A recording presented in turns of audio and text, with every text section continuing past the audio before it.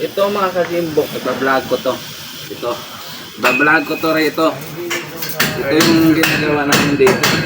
Ngayon, tuturuan ko kayo kung paano mag-ready ng tubo. Ayan, sa mga tubero dyan. Wala tuloy panty. Nag-uumpisa pa lang. Manood kayo ha, para matuto naman kayo. Panty tuloy sa kanyang motor. Yung sa mga ano naman, sa mga marunong na tapos hilig mang mang basbas. Wag na kayong manood. Wag na kayong manood. At ngayon tuturo ko sa inyo kung paano mag-cleave nito. Ito pala yung ginagawa natin, no. Ito.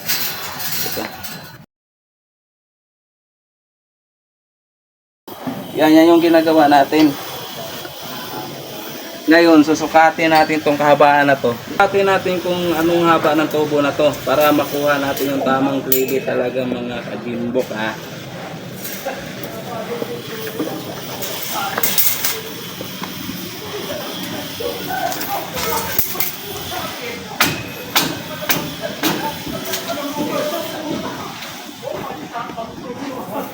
Ito pala ay nasa 7 meters. Dapat pag mag-cleave kayo ng tubo ng ganito, bawat 1 meter, 1 inches. Kung nga 1 metro, 1 inches ibababa nyo mga kajimbok, ha. Ngayon, ito na yung natin, level. Ito. Level natin to. Mayroon na rin tayong batak doon sa dulo na yun, hanggang dulo na to.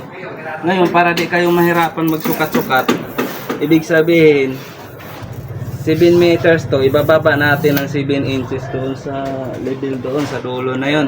Ayan. Ganyan.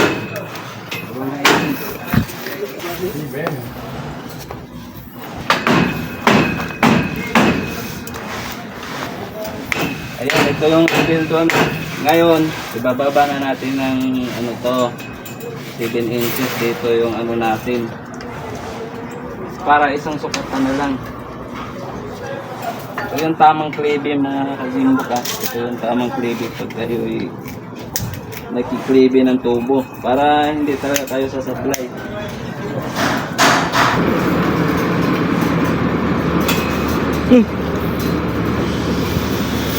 Masyadong kasi mahigpit yung tali ng alalay ko, eh. Kaya ganun lang gawin nyo. Pag medyo masikip, ilahin nyo na yung talsi para mabilis. Mula dito sa level natin, bababa tayo ng 7 inches. Tapos yung doon naman sa dulo, huwag nyo na ibaba para sukat na lang tayo.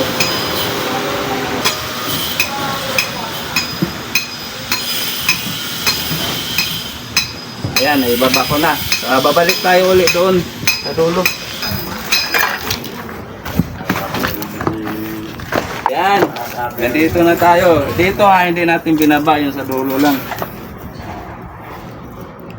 Ano bang sukat dito? 160. Dapat yung doon sa dulo din, 160 doon. Para tama yung cleave natin. Pagod.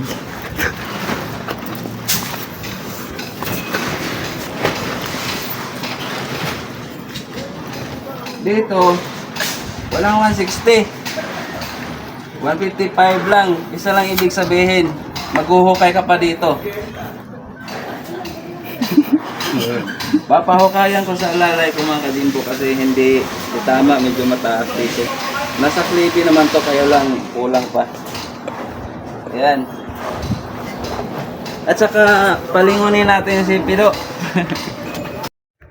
At ngayon mga kajimbok, yung ginagawa pala natin ngayon ay yung tubo natin linalagyan pala natin ng halo para hindi siya gumalaw.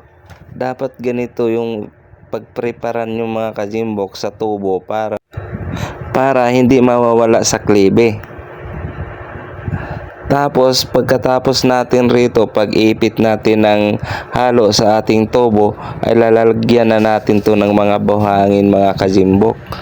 Ayun, kung napansin nyo, kumuha kami ng buhangin, tsaka namin linalagyan yung tubo para kahit kahit tambakan to ng mga bato-bato, hindi mababasag yung ating tubo kasi PVC lang yung ating tubo mga kajimbok. Mayroon talagang di talaga maiwasan, baka malaking bato, baka mabasag, tapos magtatamper pa yung mga gumagawa dyan mga kajimbok, magtatamper pa sila, yung lupa isisiksik pa nila. Kailangan mayroon tayong safety sa ating tubo, kaya kailangan natin lagyan ng buhangin para kahit anong tamper nila may alalay sa tubo natin na para hindi mabutas.